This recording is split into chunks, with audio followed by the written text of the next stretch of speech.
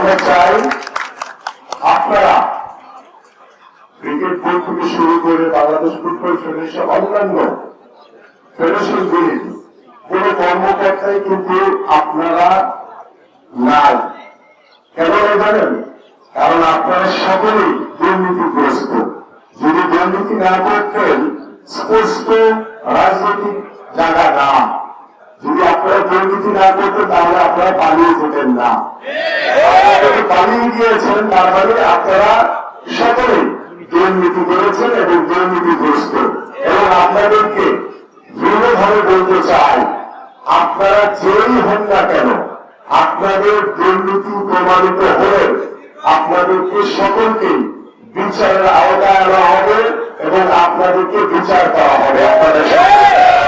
কারণ আমরা বাংলাদেশে এখন যে সংস্কারের কাজে সকলে লেগেছে, প্রত্যেকটি ইভেন্টের মানুষ যারা বাংলাদেশকে ভালোবাসে, বাংলাদেশের ক্রীড়াঙ্গনকে ভালোবাসে, আমরা চাই সেই মানুষগুলোকে সাথে নিয়ে আমরা প্রত্যেকটি জায়গায় সংস্কার করব এবং কোন দুর্নীতিবাজ ক্রীড়া সংগঠনকে আমরা কোন ফেডারেশনে আর দেখতে চাই না। আমরা চাই আপনারা বিভিন্ন সময় হয়তো আইসিসির কিছু রেগুলার রয়েছে, আমরা সেটা অবশ্যই মেনটেন করে যেভাবে সুন্দরভাবে ক্রিকেট বোর্ড সাজানো যায় সেভাবে আমরা কাজ করব। আমাদের বাংলাদেশ ফুটবল ফেডারেশনে ফিফার কিছু রুলস রয়েছে, সেই রুলসগুলি মেনটেন করেই আমরা কিন্তু আমাদের যে সংস্কারের কাজ সেটা আমরা করব এবং সেই আশা ব্যক্ত করছি। আমরা আপনাদের সকলের সহযোগিতা চাই এবং বলতে চাই আমাদের বাংলাদেশের ক্রীড়াঙ্গনে আমরা টোটালি রাজনৈতিক মুক্ত এবং দলীয়করণ মুক্ত করব। এখানে যারা মাঠের যোগ্য ক্রীড়া সংগঠক, যারা এই আওয়ামী সরকার দ্বারা বঞ্চিত হয়েছে, ক্ষতিগ্রস্ত হয়েছে, সেই মাঠের ক্রীড়া সংগঠকদেরকে আমরা আবার ফিরিয়ে আনতে চাই যার যার সংগঠনের দায়িত্ব ভাগ গ্রহণ করার জন্য।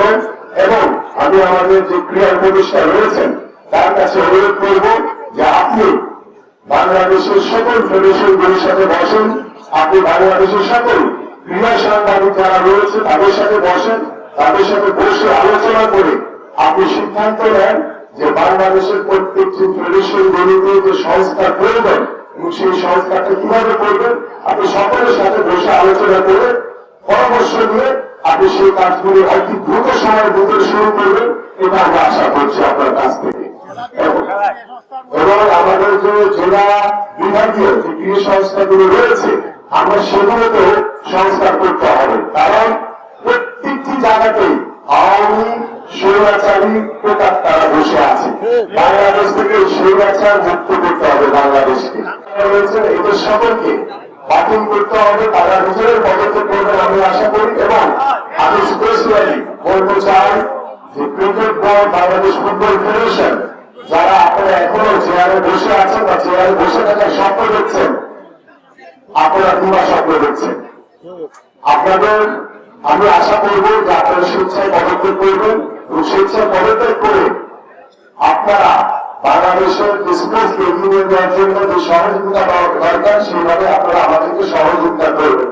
এবং আমি আরো বলতে চাই একটি কথা, যে ক্রীড়াঙ্গনের বিভিন্ন ফেডারেশনে যে দুর্নীতির অভিযোগ আমরা বিভিন্ন সময় দেখেছি, এই দুর্নীতির অভিযোগগুলো আমরা খতিয়ে দেখছি এবং এই দুর্নীতির সাথে যারা যারা জড়িত আছেন আমরা সকলকে বিচারের আওতায় এনে তাদের বিচার করা হবে। আমরা ইতিমধ্যে বলেছি আমাদের ক্রীড়া উপদেষ্টা রয়েছে, তার সাথে আমরা আশা করব তিনি আমাদের ক্রীড়া সাংবাদিক এবং ক্রীড়াঙ্গনের যারা ক্রীড়া সংগঠন রয়েছে তাদের সাথে বসবেন এবং আমরা আমাদের যে দাবি যে আমরা চাই যে প্রত্যেকটি ফেডারেশনের যারা দুর্নীতিগ্রস্ত বা যারা এই দলীয়করণের সাথে জড়িত ছিলেন তারা স্বেচ্ছায় পদক্ষেপ করবেন। কারণ বাংলাদেশ এখন নৈতিকভাবে সংস্কারের কাজে সকলেই নেমেছে, ছাত্র সমাজ নেমেছে, যুব সমাজ নেমেছে, বাংলাদেশের সাধারণ মানুষ সংস্কারের কাজে নেমেছে। সেই সংস্কার করতে গেলে আমাদের যে গত 17 বছর যে ফেডারেশনগুলি যেভাবে দাঁড়িয়ে দলীয়করণ এবং রাজনীতিকরণ ভাবে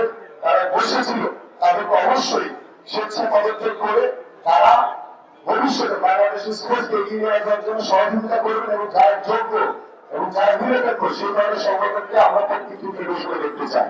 যে আমরা চাই বাংলাদেশে এখন থেকে কোন ক্রীড়াঙ্গনে, কোন ফেডারেশনে, কোন সংগঠনে দলীয়করণ করা হবে না। একদম টোটালি রাজনৈতিক মুক্ত থাকবে, কোন রকম দলীয়করণ করার কোন সুযোগ নেই।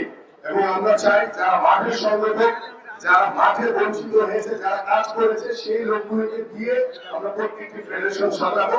এখানে বিএনপিও থাকবে না, সেখানে আওয়ামী লীগও থাকবে না।